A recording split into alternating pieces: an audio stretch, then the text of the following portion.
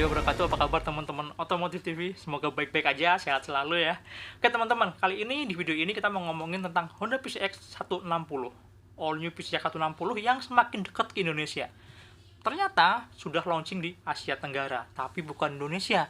Yang pertama duluan launching adalah Thailand. Jadi urutannya ya, setelah Eropa, kemudian Jepang, Thailand, kemungkinan nanti setelah ini ada di Indonesia. Kalau tebakan kita sih bulan Februari ya, bulan depan. Jadi setelah GBR baru PCX, mudah-mudahan benar. Nah teman-teman, kalau ngomongin urutan launchingnya ini sebenarnya oke sih menurut saya ya konsepnya. Jadi pertama kan di Eropa ya, Eropa itu kan identik sama luxury, sama barang-barang mewah yang berkelas gitu kan, kayaknya kiblatnya ke Eropa gitu kan. Begitu juga dengan PCX yang secara konsep adalah personal comfort salon, PCX gitu kan. Jadi sangat wajar kalau Honda tuh kayaknya mau mendompleng image elegan mewahnya tuh dari Eropa. Jadi secara image nanti akan terdongkrak gitu. Setelah itu Jepang, habis itu Thailand, baru nanti kemungkinan Indonesia gitu kan. Oke teman-teman, kemarin waktu di launchingnya itu ternyata variannya berbeda. Dari launching itu kita bisa tahu kalau ternyata di Thailand itu ada 3 varian. Varian standar, ABS, dan varian hybrid. Dan semuanya ini pakai mesin 160 cc. Ini berbeda sama yang di Eropa. Eropa cuma launching yang 125 cc aja.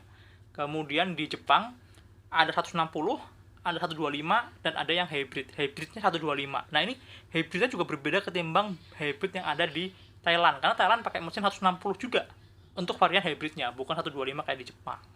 Nah varian ini kalau menurut saya sih paling cocok ya buat Indonesia nih, kayak gini nih, kayak yang di Thailand. Jadi ada standar yang cuma pakai rem kombi brake, ada ABS, dan ada yang hybrid yang pakai mesin 160. Jadi sama kayak hybrid yang ada di Indonesia yang versi sebelumnya gitu kan.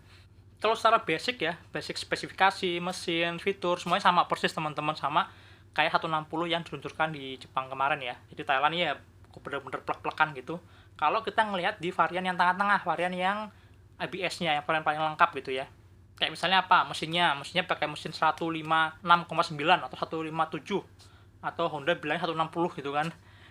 Itu sama persis 4 klep lah, terus pakai total body 28 mm, kemudian ini kompresinya 12:1, terus ada penyempurnaan di CVT-nya biar gak gredek gitu, ESP plus gitu kan nama konsep teknologinya.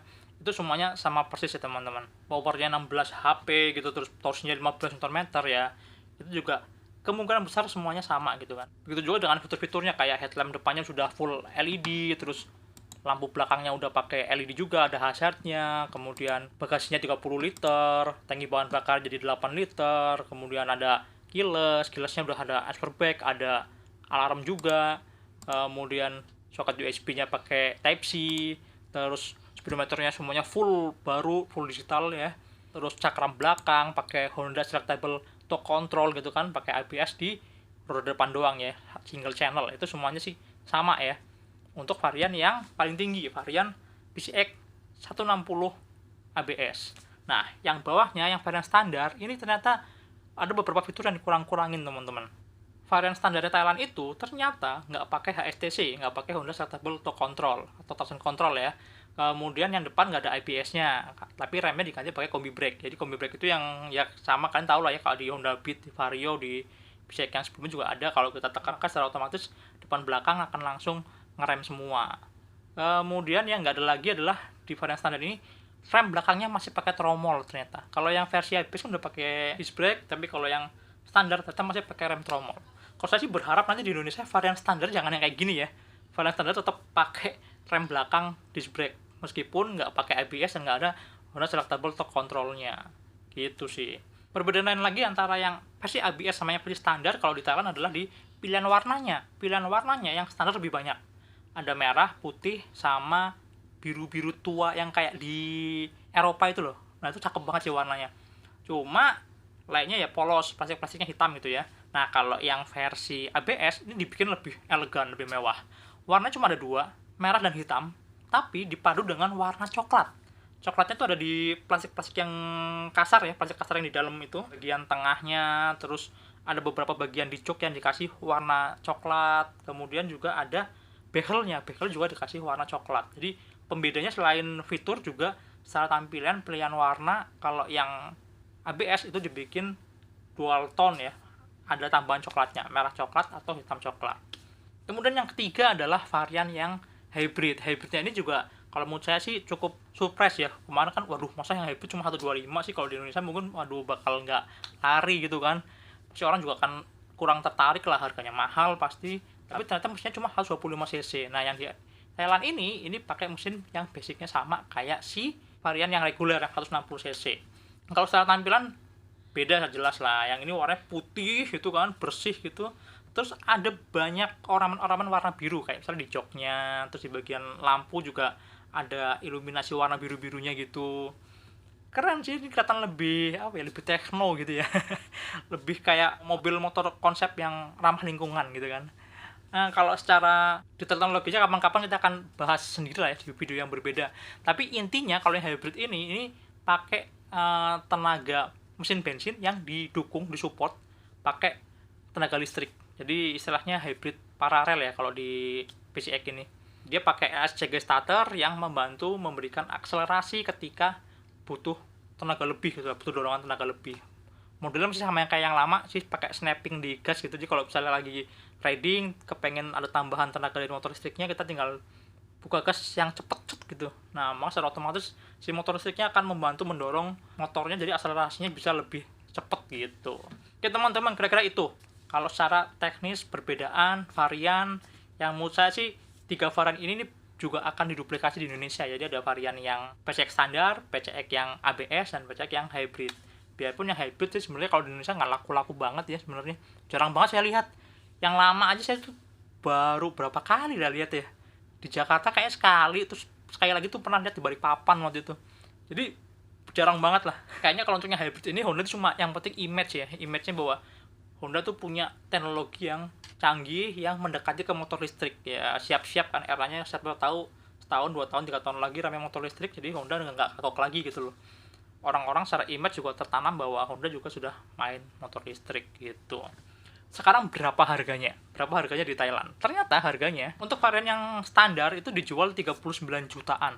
39,8 juta lah. Wih, mahal ya. Itu rupiah ya, kalau rupiah sekitar gitu. Pakai kurs 1 Thailand baht-nya itu 462 rupiah gitu. Yang paling murah yang versi standar dijual 39 juta, terus yang ABS 42 juta. Kemudian yang versi hybridnya 49,7 juta. Oh, mahal ya. Jauh ya sama versi Indonesia ya. Indonesia itu yang PC 150 yang sekarang itu harganya 32 juta untuk yang versi ABS, kalau yang versi standar 29 juta. Ya, gapnya ada 10 jutaan kalau yang 150 di Indonesia sama 160 yang baru di Thailand. Cuma Indonesia sih ya, saya yakin harganya nanti akan sedikit naik lah, terkoreksi pasti karena ada tambahan banyak fiturnya kan.